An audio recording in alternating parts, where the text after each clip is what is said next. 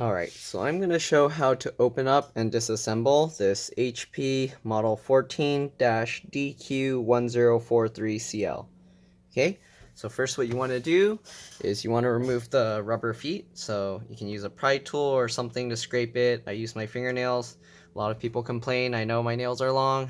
You don't need to really comment on that. It's not like I don't know that my nails are long. But yeah, so peel that off. Peel the other one off. Alright.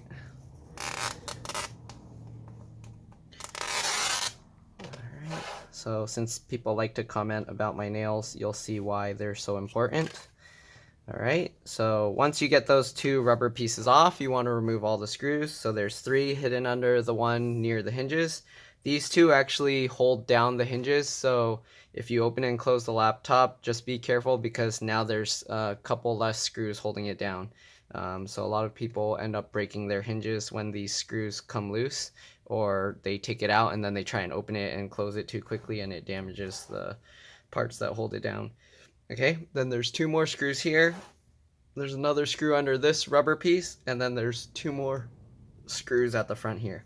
Okay, once you remove all of those, then you can actually go and pop the cover out. So just open the screen. Again, do it slowly and gently because it's missing some screws holding down the hinge. I already removed quite a few screws. Under here, there's 2 screws holding like the bracket for the screen, so I'll show you that as well. But I'll show you here. To remove this bracket completely, you actually have to take the whole screen out. So, okay, so once you remove the screws, you'll see here there's a gap. You'll want to use your pry tools or your fingernails and then just stick the tool in the gap, and then I like to push from the bottom here to kind of flex the case outward. So just like this. Okay. Alright, and do that all the way around. Just like this. There are some clips towards the middle back here, so once you get all those clips out, it's still actually going to hold in place a bit. But yeah, just go all the way around, just like this. Usually I do the hinge side last. Alright. The hinge side's a little bit tricky. You might have to use like a long tool for that. But yeah, so just go along the sides. These sides, you kind of have to pull it up first. Wow, for the hinge. I don't know if you can see what I'm doing, but pull that up. You see it pops out just like that. Same thing with this side. Pull that up, it comes up like that. And then if you use enough force, you can get the whole case out, but just be careful. Okay, let's see here. To make it a little bit easier, you can use something thin like this that you can reach between the 2 layers, and then you can kind of help you pop it out a little bit. Okay, but that's how you would get that. And then there are some clips here. They are unclipped because I already took this out before, but pretty much it'll be held down, and then when you kind of pull it, it'll come up. Okay, so these clips are a little bit tricky to remove too, but here you can see there's a few clips holding that piece in as well. Alright, so this laptop has a broken screen, so I'm going to show how to take out the screen as well. Once you get in, you always want to remove the battery first, just to be safe, especially if you're doing anything that is disconnecting anything internally. Usually if you're changing like the SSD or RAM, it's okay, you don't need to do that, but to be safe, you should do that and then just hold the power button a few seconds to drain power. So there's 2 screws holding the battery here, and then 1 screw in the bottom corner here. Okay, so remove those. Try and keep the screws in order because they are different sizes, different shapes. Okay, once you get that out, just go under the plastic here and then pull up and the connector will come out. You can also push down on this so you don't lift the whole board up and it'll come out just like that. Okay, there's the battery. Replace with spare L11119-855 just in case you need that. Okay, the model is HT03XL, so that's the battery. Okay, let's see here. Once you get the battery out, open the screen again. Do it gently from the middle if you can, or make sure to lift from both sides because you don't want too much force to go on the hinges. Do it slowly and carefully. Right, then hold the power button a few seconds, drain any power that's in there. Usually 30 seconds to be safe. You don't really have to hold it that long, but to be for sure, you can hold it that long. All right, I just hold it like a few seconds. Okay, then you can use the hinges to push it back down so you don't end up breaking anything. All right, so to remove the screen, you want to, there's two, there's the LCD cable here and then the wireless antenna cables here. So to remove the hinges, what you do, take out the two screws from both hinges. All right, hopefully you can see what I'm doing. All right, so remove those two and then remove these two. All right. Once you do that, you'll want to be careful, but you can lift the screen up just in a little bit. Okay, once you lift it a tiny bit, you can put it back down. The hinges should be raised slightly, and then you can actually pull the hinges up like this. Okay, and just like that. Okay, and just lift it up. All right, once you get that, there's the LCD cable here. You want to flip this little latch, do that, and then route this wire, just unroute it, okay, from underneath this, I think this is a speaker. Yep, just unroute that, and then you can pull this out, okay? Make sure when you put it back that you have it go through those same areas. And then you got the wireless antennas, so to remove those, you go near the tail, and then you lift it up just like that, okay? So there's a little bit of tape holding this, the antennas here, so it doesn't like move all over the place, so you want to peel that up. And then the antennas can be a little bit tricky. You might have to actually move the fan out of the way to get it out. So I'll take these two screws out here, the ones on the side. You don't need to take the fan completely out. I'm just doing this so it's a little bit easier to get the antenna out from underneath this little thing that's kind of hooked down like that. Okay, so now that you got that, you can push the wire, make sure the wire is going flat, all right, and then you can actually route it underneath, okay, just like this. All right, so once you get that piece out, you can put the fan screws back, because putting the wires back in place are a lot easier than taking them out. Okay, so I'll put these screws back in. All right, there you go. Then you can just unroute the wires, go all the way around. Okay, you will have to remove this board because the wires go underneath it, the antennas go underneath. So remove those two screws from this little board here. Okay, once you remove the two screws, you can unlatch the thing here, and then you can lift this up and then pull this cable out just like that. Set that aside. Okay, now you can actually move these antennas out completely. All right, just route it underneath the speaker. Okay, there you go. So this design's kind of nice because once you do that and the hinges are up like that, you can actually pull this whole piece out. Okay, so now you can actually take this out. So I'm going to show what's on the motherboard first before I show how to completely remove the screen. So you got a SATA, or not SATA, sorry. This is a M.2 PCIe NVMe SSD. So if you want to upgrade that, you can. It's the one with just the single notch in it. So some people ask me what key it is, A key, B key, or something like that. I don't know what the difference is. I just know that usually the PCIe NVMe's have one notch. Some will have two notches, but it's very rare. Usually if it's PCIe NVMe, it'll just have the single notch. And if it's SATA, it'll have two notches. Usually the slot that supports PCIe NVMe, it'll also be backwards compatible, and you can run a SATA M.2 SSD, the one with two notches.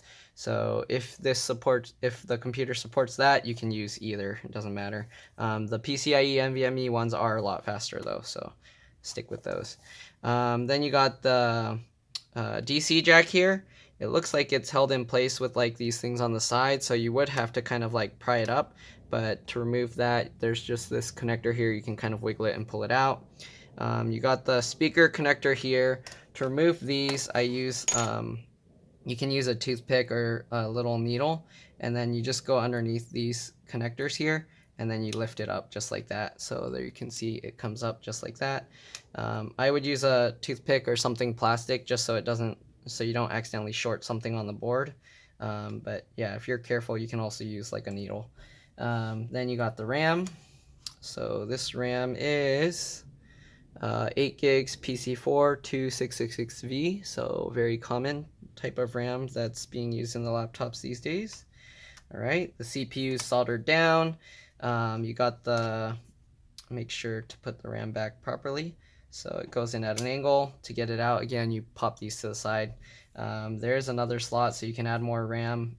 It might speed it up because since there's only one stick, it's not using the dual channel capabilities. So if you add another stick of equal capacity, it should speed up your computer a bit. It won't be too noticeable, but it should help. Then you got the trackpad connector here, just like the other connector I released earlier. Flip that up and you can pull it out. It goes underneath this, so you will have to take this out. And then you got the backlight, keyboard backlight cable, and you got the keyboard cable here. The wireless card is here. I showed how to remove the antennas, and then basically the chip, when you remove the screw, it comes up just like the RAM. The fan looks to have the same connector as this speaker here, so you can pop something underneath, or if you can, just get as close underneath the connector as you can, and then you can pull up the wires. Just don't use too much force because you don't want to end up breaking it. Then this is another speaker. It looks like the wire runs along, so most likely it's both connected just to this one spot here. Okay. So that's pretty much it. The board seems like it's pretty easy. Just remove the few screws that are holding it down, and then you can lift out the logic board. The keyboard itself is melted into this frame. So if you need to replace the keyboard, you'd have to replace the whole palm rest assembly. Okay, so now onto the screen. All right, so to take the screen out, you need to remove this bracket first. So to do that, just go between the little gap here. You can start, I think, from either side, the front here. To remove that, you would squeeze it, and then you can actually pull it up, okay? Just like this. So pinch it together, just like this. All right, and then you can kind of rotate it out this way, okay? So that's how you remove that little bracket. All right, so underneath you can see more screws for the hinges. The cables, make sure you route them, that they go behind this little plastic part here. Okay, same thing with the wireless antennas. You can see the plastic part where the hinge is. You want it to go between the plastic and the hinge. Okay, then now we remove the bezel. So the bezel is stuck in place with a double stick adhesive, so it is going to be tough to remove. I don't recommend doing this unless your screen's already broken, because there's a good chance you're going to break your screen just trying to take this out. So just get underneath the bezel like this. You can use your fingernails or a pry tool or whatever, and then just go along. There are clips and glue. I did take this out once, so it's a little bit easier. You will have to kind of go slow and pull on it, and then you kind of have to work the little clips. So these clips are like going up into the screen. So to remove them, I kind of like twist it and then push with my thumb forward this way to undo the clip. Okay, so you just go all the way around. Oh, I'm gonna get these adhesive things everywhere. So just keep going around, same thing, go along the sides. All right, and then the bottom part is always the hardest because it has a lot more adhesive and multiple clips like towards the top and the bottom. So once you get that stuff out, then you kind of just pull on this. Okay, keep going along, you'll get the adhesive out, and if the plastic comes up along with it, you can kind of push the plastic back down. I'll show you what I mean when I finish taking this out, but just go along the bottom. Okay, there are clips down here as well, so when you pull it up, these clips will have to come out as well, but just work at the top part of it first, just like this. Okay, all right, just like that. All right, and then you can get these clips out just by pulling this from here and just wiggle it around. All right, hopefully you can see what I'm doing. All right, just like that. These corner clips down here are the ones that are very difficult. They kind of don't want to pop. You kind of just have to use force. So this side is not too bad, but I think last time this side was kind of stuck pretty bad. Okay, so I think since I loosened it the one time, it already came out. So here you can see there's a clip here, there's a clip here, and then you got all these clips on the bottom here. and then you got all the clips and all the sticky tape that's all around. So you don't really need to redo the adhesive. Usually the clips are good enough, and then the leftover adhesive will kind of hold it as well. But I don't know why they put the adhesive, because it doesn't really need that. Okay, so now we're gonna have to remove the screen. So to remove that, you're gonna want to take out the hinges, because they put an adhesive underneath the screen. So there were 2 screws up here. I already took them out earlier. And then you'll want to remove the hinge screws. If you remove the hinge screws, I recommend getting some of this red Loctite stuff. You might not actually have to remove these 2 screws, but usually I'll put like this thread locker on the hinge screws, because if the screws ever come loose, they will end up breaking the plastic mounts. So it's always good to add some of that, the red thread locker. They use blue, but I feel it's not good enough for, I've seen too many hinges break. Okay, so just remove the 3 screws on this side, and then you can kind of lift this away. Let's see, do I need to lift this away? Let's see what it looks like underneath. You might not actually have to lift this piece out. Okay, you do need to kind of get the hinge out a little bit, just enough that if you can see this black piece, this rubbery adhesive here. So they use this kind of, I'm pretty sure if it's like other models, this is like a rubbery adhesive that you stretch it, and then when as you stretch it, it loses its adhesion. So get underneath it with like a needle. All right, and then after you do that, you can lift out the adhesive. So as you can see, the adhesive actually goes underneath the hinge. So you do actually need to kind of lift the hinge up to make it a little bit easier to get to. When you put it back, you can leave the adhesive up like this if you're able to save the adhesive. If you're not able to save the adhesive, just use like some light double stick adhesive on the back that is easy to peel up later. It doesn't need to be crazy strong. I don't know why they use this crazy strong adhesive, probably just to make it more difficult to repair.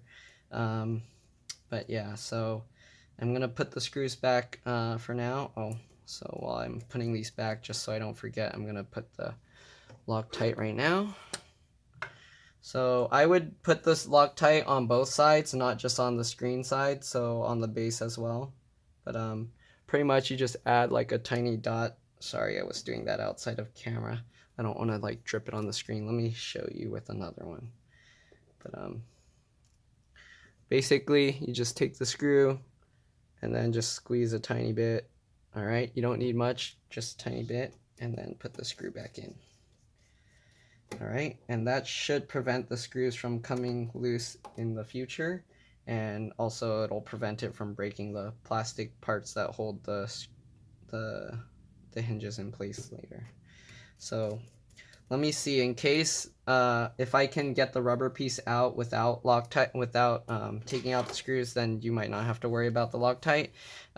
So I use a needle that I kind of bent. I don't know if you can even see this, but I bent it like that, so it's more like a hook. You can use a regular straight needle, it'll just be a little bit more difficult, but I'll use that just so I can kind of scrape underneath, and then I can kind of lift it out. So just get the needle under there. All right. Yeah, I think you do have to take the hinge up. It's held pretty strong underneath the hinge. So you will have to take the hinge out, or at least this one screw on the side that's on closest to the adhesive. And then I guess you can lift it just enough to pull this. Yeah. Okay. So yeah, or you can just cut that little adhesive strip so that it's not stuck under there. But I'm gonna redo the thread locker anyways, just so it's stronger than the blue stuff that they put on there. Okay. All right. Just do that.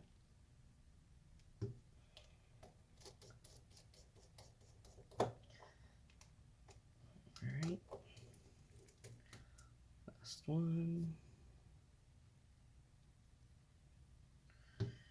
And it doesn't look like the screen is attached to this whole bracket, so you can you actually don't need to remove the screws from up here. So I'm going to put some thread locker on those screws as well, and just put them back.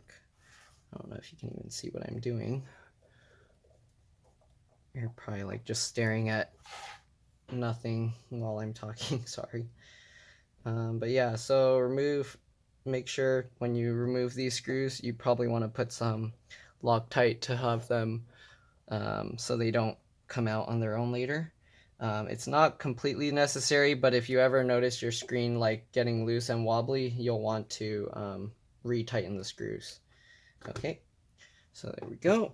So now that we got these little tabs out, as you can see, it's like you can see it's really stretchy.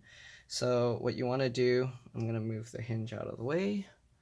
Okay, so what you want to do is you just pull on this. I like to kind of like use my finger to keep pushing on it like this and pushing it down, because when you pull it straight back, it comes out a lot easier than like if you were just to pull it up like this. That's not going to let the adhesive out. So you want to kind of pull it as flat as you can to the screen, as parallel to the screen as you can. So as you can see, it's coming out. This is probably going to end up cutting it, but yeah. So if you kind of like pull a little bit and then move back to the front and then pull on it again and then kind of keep doing that, a lot of times you can save the adhesive. As you can see, it's still like flat here. So a lot of times you can save the adhesive and then reuse it, but if you accidentally fold it over on itself, it's going to be very hard to reuse. Oh, so this I'm probably not going to be able to reuse because it just went over the side edge of the screen. But yeah, as you can see, keep pulling it. So usually I'll save as much as I can and then just reuse that bit. And usually it's enough to hold the screen in place. So as you can see, all of this adhesive is still flat. Hopefully you can see it. Sorry, my cat's coming up here. Come on, get down. And also, if you're working on electronics, I have like a metal table, so I kind of have my knee touching that just to keep myself from building up static electricity. You want to do that too, or touch the ground. Make sure you're holding something that it's not going to build up static, or work on something that doesn't create too much static, like a wood floor, not like on the carpet. Okay, so there you go. As you can see, this part's still all flat. Okay. So here you can see the adhesive, most of it's saved. If it's folded like this, you can kind of like try and stretch it back out to unfold it. But if it doesn't fold it, it's not really that big of a deal. You can just snip that small piece off and then just don't have it going all the way completely up and down the whole screen. But here you can see I was able to kind of unfold most of it, so it should be okay to reuse. Okay, so you want to try and save that if you can. All right. If you can't, again, you can just use some light adhesive. You don't have to use the same double stick strip. Okay, so now I'm going to remove this one as well. All right. It helps if you put it underneath the hinge like this and then just pull straight back. Okay. This adhesive they used is pretty good. Sometimes the laptops, they'll use a very thin type, and the thinner kinds it tears very easily. This one actually seems to be very tough, so it's nice. It's not actually tearing itself. So again, you just pull it and then get as close to the front as you can so it's not all stretching completely, and then just keep repeating. Okay. All right, just keep going.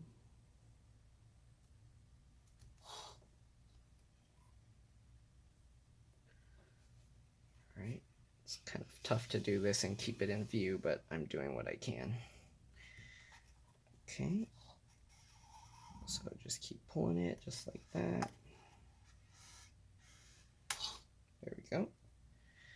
Okay, so as you can see, I saved pretty much the whole strip. There's a little bit of sticking together in the middle, but it's not too bad, so it should be okay as long as most of it's completely flat. You don't want it to have a big lump in the middle, because then when you put the screen, you can actually cause a pressure fracture.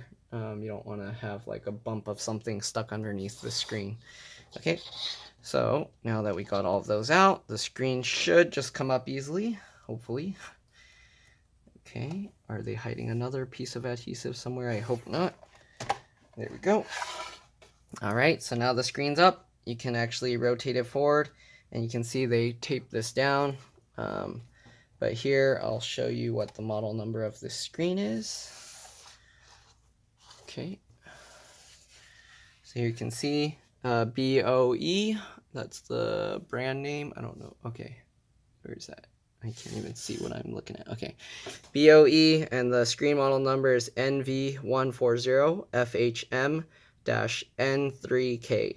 So that's the model of the screen you want. And then to take the screen out, what you can do is guide this wire out a little bit, and then you can lay the screen forward. Okay, just like this. Now that you have the screen laid forward, you can actually peel up this adhesive here. All right. So peel back the adhesive. This adhesive, I don't know why they use this. I guess it's more thermally conductive. But yeah, just peel the adhesive up just like this. All right. You can set this adhesive aside. I'll just put it here so it doesn't roll up all over itself. Okay. And then this one, you just peel out this plastic tab as well. All right.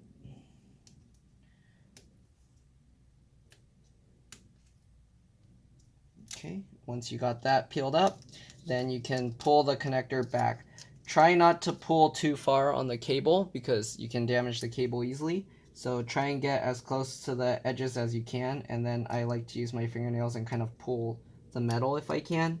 So usually there's like a little edge that sticks out on both sides, and I'll use my fingernails on there and kind of just wiggle it out just like that. So here you can see the connector, and then I don't know if it's close enough, but you can see the edges stick out like on the ends. Okay, so usually pull it there, don't yank on this cable because a lot of times these cables break really easily.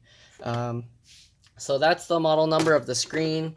It also has an HP model number here. So it says replace with HP spare model L61946-001. Okay, so that's pretty much how you take this all apart. To put it back, you basically just do the steps in reverse. But yeah, that's pretty much it. Thanks for watching. Hopefully this video helped you. If it did, please like and subscribe because that'll help me. And I'll see you in the next one. Bye.